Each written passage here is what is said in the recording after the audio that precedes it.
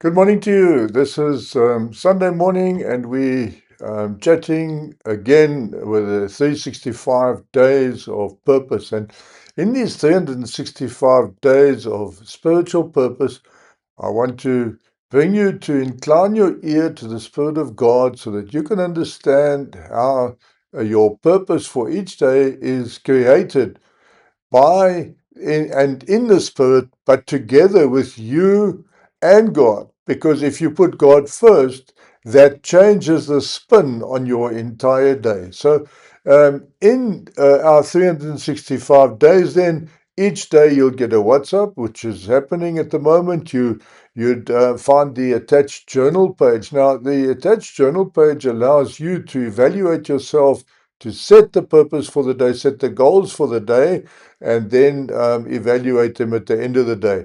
So use them purposefully. And then, last but not least, is you determine the purpose of your day. It can be positive, it can be negative, but if you plan the day, half of your job is done to get your day done well. So I'm working then on the fifth star of the seven stars that we've discussed, seven stars of life, and I'm working on the fifth star today. The fifth star is your career or your job and their job security. Now, you need to understand this, that in your job and your career, you can be self-employed, you can be employed, you can be a consultant, you can be in any area of life, but you have to earn an income. And whilst you're earning an income, you need to make that income sustainable. And by bringing your spiritual life, your work life into balance, and your home life and everything around that, bringing that into balance with your career allows you to be successful and to make your career a sustainable source of income. So I need to speak to you about that, and I'm going to then move straight to our topic today, which is the star 5, and that's career and your job stability. And especially in today's life, where we have very little security on jobs now, with everything changing globally, everybody feels threatened. But you can make yourself a person that can be least done without. And if you can make yourself that person, that allows you also the security and the sustainability in the place you work. And you would maybe seem to be the last one to move rather than the first. So I want to help you today to. I've come a long way in a working career. I know how people work. I know how companies work, I know how teams work, and I need to assist you in making sure that you can also be spiritually, mentally, and also physically available to be the best person for the job where you are and how you reside. So I'm going to speak about consistent excellence throughout, because it's all about excellence. If you strive for excellence in what you do, then people put a price tag to that. Your superiors will always put a price tag to what you're worth. And if you have put a price tag on yourself that's of low worth, your employer would probably put a lesser ticket on that, and even grade you down even less. But if you put your self-worth up, and how you add your self-worth, the employer sees how much worth you are to the organization, and that lifts you up and makes you more sustainable in the place where you are. So, yes, employers don't look at numbers, they look at the amount of availability, number one, and secondly, the quality and excellence that you as a person delivers. That's what your organization looks at. And that's what they will grade you on. They're not going to grade you on funny things, whether you smile or whether you're nice. They're going to grade you on what you are for the company. So let's move on quickly. So I'm going to speak about high performance, going the second mile, your fun and your hobbies, integrating the gifts of the Spirit at work, and then also the leave and the work ethic, which is extremely important. I want to explain this as well, because if you think that your leave and work ethic have got nothing to do with your job and your sustainability of your job, I think you're making a big mistake. So let me speak to those rights as well, and let's move on. So Jeremiah 29, verse 11 says, for I know, and this is the Lord speaking now, I'm sure the Lord has enough plans for you in a career as well. And many people say to me, I can't work for a boss. Well, let me tell you something. You'll never be without a boss. Even if you're working for yourself, it's the hardest boss to work for. Secondly, you always account to God. So you will always be under authority. Firstly, I'm under the authority of the Father and of Christ. And then I am guided by that authority through the Holy Spirit. So remember, you will always be under authority. You never work without a boss. So think that you'll be your own boss. Well, that's also very difficult. I've tried that myself. It's the worst boss to work for. So let's continue. For I know the plans I have for you, declares the Lord. Plans that prosper you and do not harm you. Plans to give you a hope and a future. So remember, if you want to excel, you need to link yourself to the plan that God has for your life and that God propels you in and propels you forward in. So if I have a look at the approach to high performance, then I've got to have a look at the 5 tickets of high performance. Firstly, I want to take you to working smarter. So a lot of us work very hard, but you got to, and I think this came in the 80s where they said work smarter, don't work harder. Now, working smarter means you get technologies to work for you and with you, and especially today's date, a lot of people using AI with them as well in what they're doing. They're working smarter. Make sure that you close 6 or 7 items off early in the morning. That makes your day much less loaded. So take off all the small things in the day. That's working smarter. You see, so by having a to-do list is making you smarter, and you tick them off first, and then you go to the more difficult things, because some of us are procrastinators, and because you procrastinate, you put yourself out there, and you don't get to what your core of the day is. Secondly, the clarity of purpose. Clarify your purpose in the organization and work on that first. So if you have a performance plan, make sure you know exactly what the 5 or 6 points in your performance plan are and work on those first. Then try and embroider those and add on and do the add-ons onto those, so that if anybody looks at your performance, they actually look at what you've delivered according to your plan, because that's half of what you're delivering, and then what you've given extra on those, and that gives you that forward-looking way of planning as well. Then number 3 is I'm going back to consistent excellence.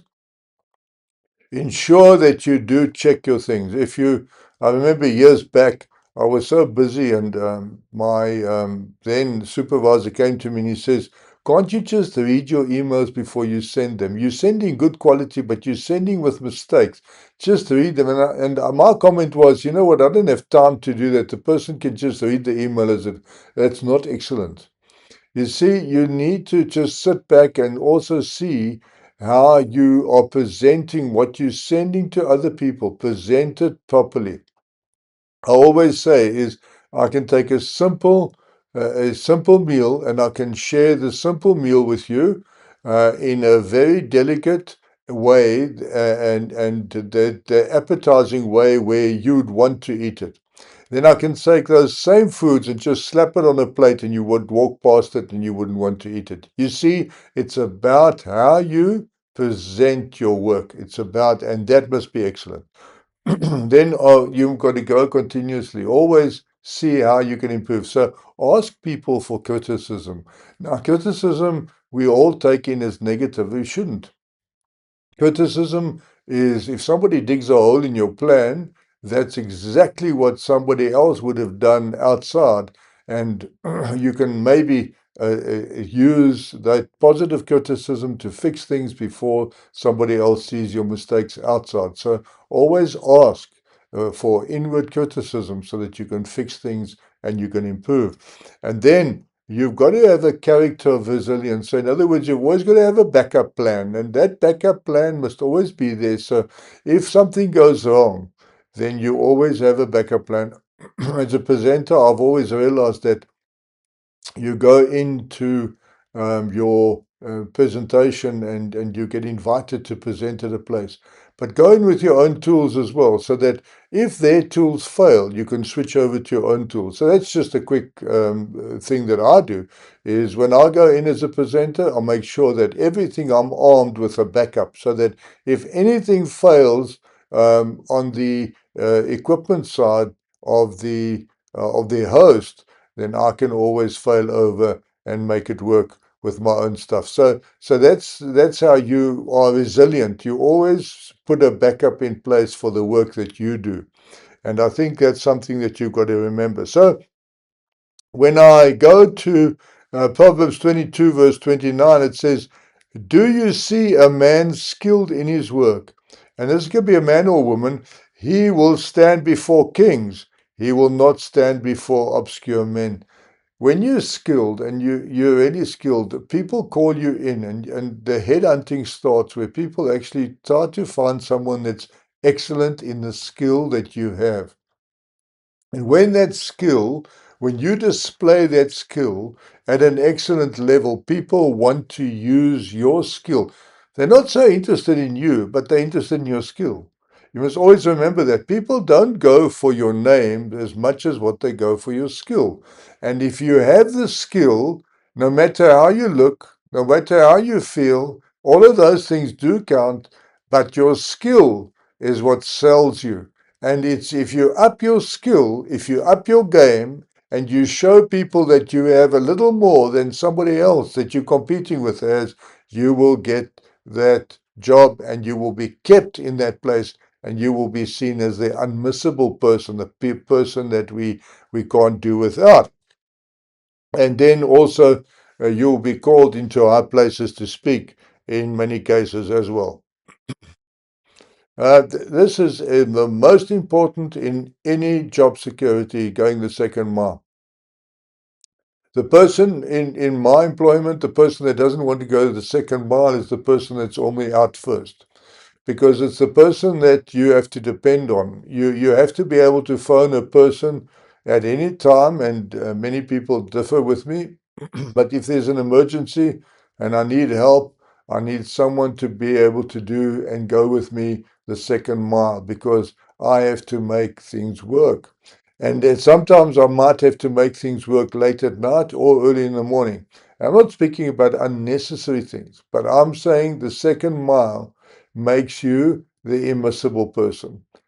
If you don't go the second mile and you're known to be a clock person that starts at 8 o'clock in the morning and ends at 4 in the afternoon and nothing outside of those hours, it's good for you. It's good for your household, but it might not be that good for your career.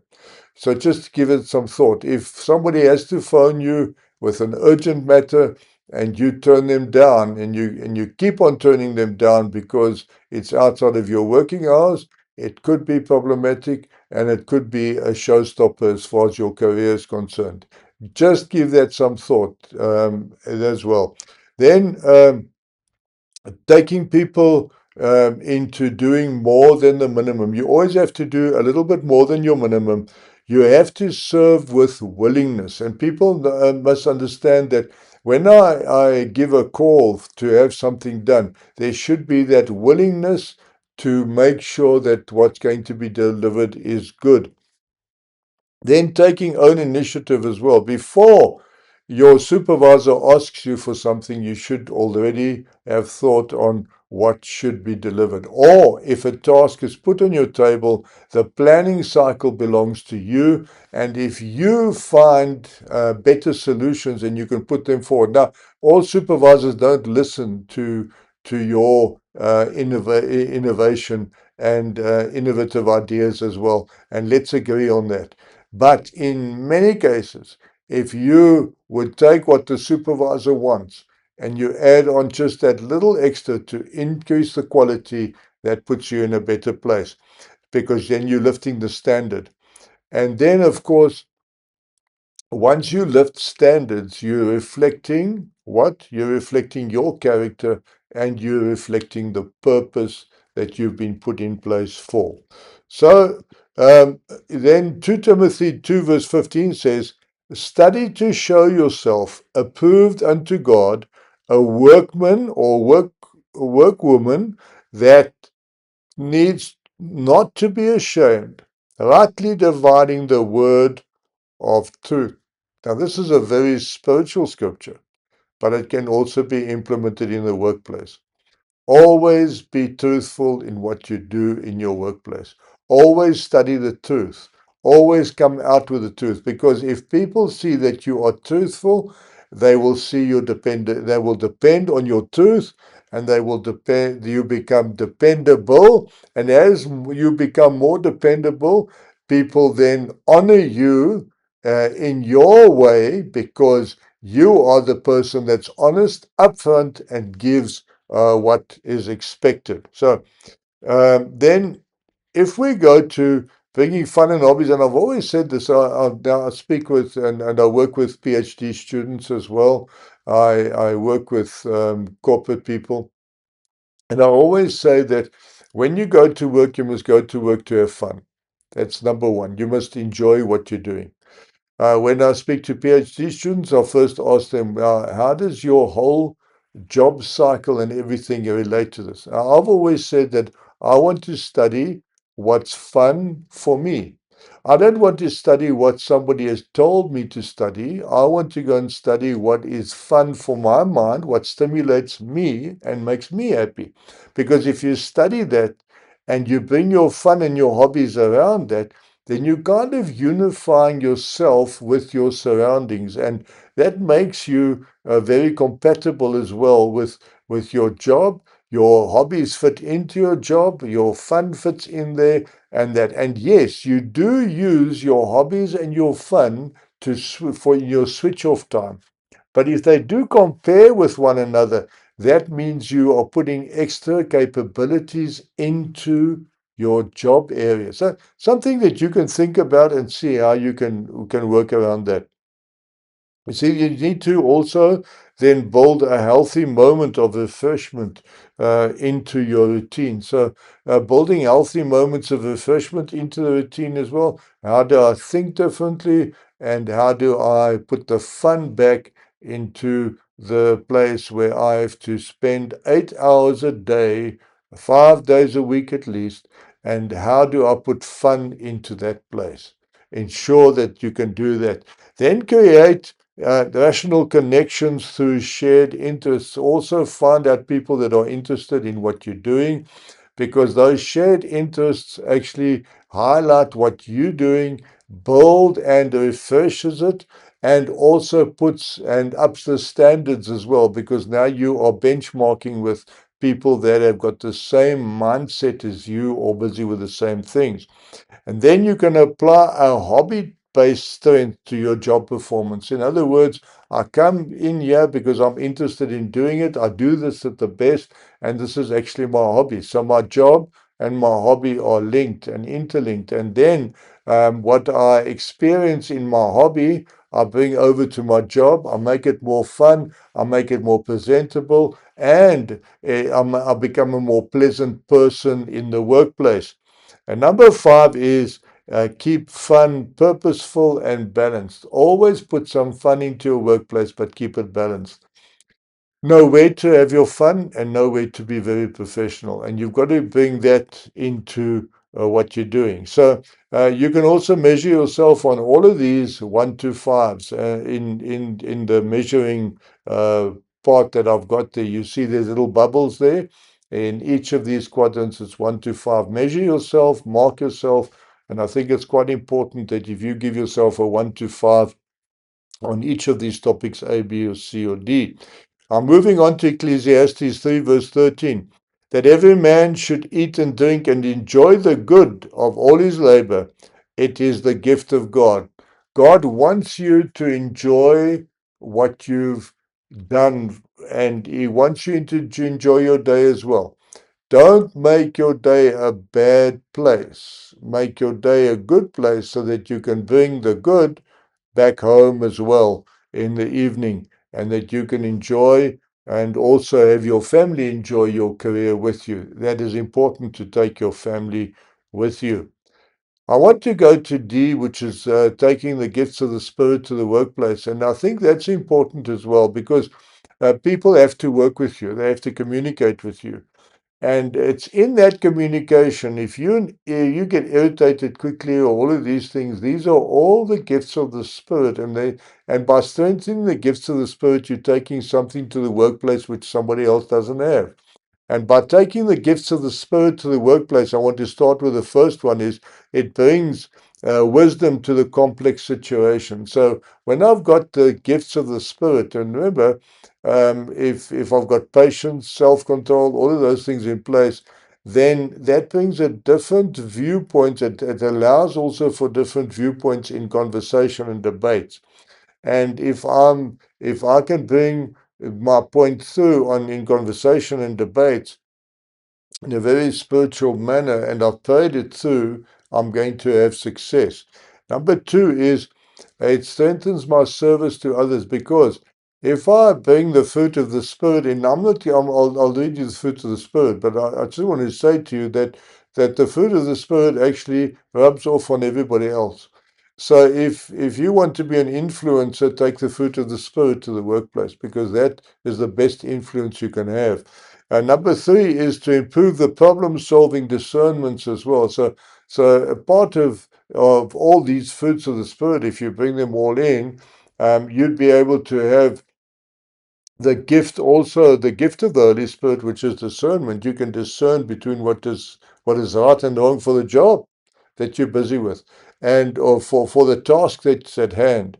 You can make sure that you can bring all truth into that and make the mix well. And then this also becomes a channel of ministry. You see, remember, Paul actually set this pace for us in church life, where he was a tent maker in the day, but that tent maker work of his was a channel for two things. One was that it gave him the fleshly sustainability to be able to buy food, eat food, and pay for the place he stayed. That's what Paul used that money for. Secondly, then that sustained him. Secondly, it became a vehicle to be able to speak to people in the workplace about Christ and to bring that in as well. So the best example in the workplace to speak about Christ is having the fruit of the Spirit behind you, so that you walk the talk. And once you walk the talk, people want to be like you. People change their ways, and your workplace becomes a channel of ministry. Number five, is they build excellence with divine empowerment. So, in other words, people will turn to you for prayer, or turn to you in bad times. They'll turn to you as the pillar of strength, because that's what it is. So, I'll move on then to give you these fruit of the Spirit. Now, if you take these fruits of the Spirit to the workplace, think about it. But the fruit of the Spirit is love, joy, peace, long suffering, gentleness, goodness, faith, meekness, temperance. Against such there is no law. Also in the workplace, there's no law against this. In actual fact, it complements the workspace that you're working in. Now I'm going to speak to the sore piece, and that is the honest and dishonest part of leave and sick leave. You see, a lot of employees use sick leave as a convenience, and they're dishonest about it. So in other words, I need to go fishing today, and that's the worst part about it is I want to go fishing today. So the first thing I do is I stop off at the doctor's, Or if I know that I don't need a doctor's letter, it's easy to phone in and say I feel ill, and off I go, and I go and do some nice creative fishing, and I go and do my other things. Now, you must understand that in all of this, you are being watched as a child of God. If you are dishonest about your sick leave, then you are seen as a dishonest person. And people don't say it, they think it. That's where the problem is. People won't come to you outrightly and say to you, you know what, we think you're dishonest because we think you might be taking a chance with your sick leave. You see, taking chances with your sick leave puts you on a place where I can't argue about your sick leave, but I can't trust you anymore. And that's what you've got to be careful of. So that's the number one. Secondly, let's get to annual leave even. So when you're working on annual leave and you do take, there's two good things about this. One is if you already need leave and it's urgent, then take leave. If it's not urgent, don't deplete your annual leave because you need it. Your family needs it. And by taking your annual leave piece by piece by piece through the year, at the end of the year, you don't have the leave that you would require to take your family on vacation or wherever. So it is important that you do save up the bank of leave so that you can also have an annual resting period because that's important. And lots of people use up their annual leave with shopping and mundane tasks, and this can find you can rather find alternatives to that so that you can have your annual rest. Remember, your annual rest is as important because you come back refreshed and you come back with new plans for life, and you can also reflect in that time. It's also family time, and it's something that you can plan for and save for. By the way, save for your annual leave because you need it and you need that breakaway, and give that to your family. They deserve it. And then if you've worked for it together, that makes it more fun for you and for your spouse and for your family. I am closing with the following scripture, and that's Luke 16, verse 10. Whoever can be trusted with very little can also be trusted with much. This is what your employer says. And whoever is dishonest with very little will also be dishonest with very much. This is also what your employer says. So if Jesus said this, and now it comes back, your employer says the same, give this some thought. You always have to be seen as the most honest person in the pack or in the team. That is what God expects from you, and that will make your job very much more sustainable.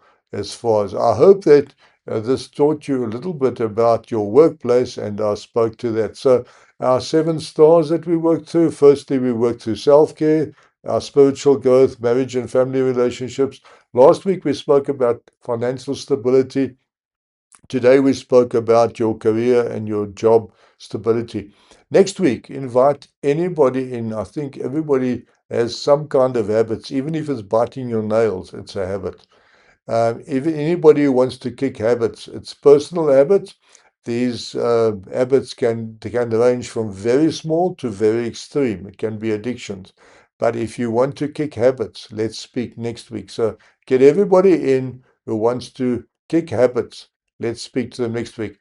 Interestingly enough, I was speaking in Namibia just a while back, or last year, and we were at a conference, and I spoke this Sunday morning, and I spoke about kicking habits. And guess what? A third of the congregation was a very large congregation that morning. A third of them came out for prayer. A third of that entire space came out for prayer to do what? To kick habits, because we need to take away the habits that stand between us and God. And that's something that we'll speak about in the next, because habits can also affect your job, by the way. So I'm closing then. You can buy this book for the 365 Days of Purpose, The Living Canvas. is available for purchase, and my email address is there. And then, last but not least, is keep going, because as we go through day by day, you learn and you grow. God bless you. Let us pray. Father, I come to you this morning and I pray that each person here, each person that earns money for survival, each person that could even feel threatened in their job today, I pray that you'll give them wisdom to keep their job, to stay up. And those that are working for themselves, I pray that you will bless them as well in abundance, but also give them wisdom in what they do. I pray, Lord, that because we're all employees of the kingdom, we're not employees to a specific job, but we're all employees of the kingdom. And because we're stewards of the kingdom, I pray that you'll make us honest and blessed students of the kingdom, or stewards of the kingdom, so that we can then also bless others with what we know and what we do. In Jesus' name, I ask this and I say thank you. Amen and amen. I thank you very much for listening to these teachings, and these are also for your CPD points.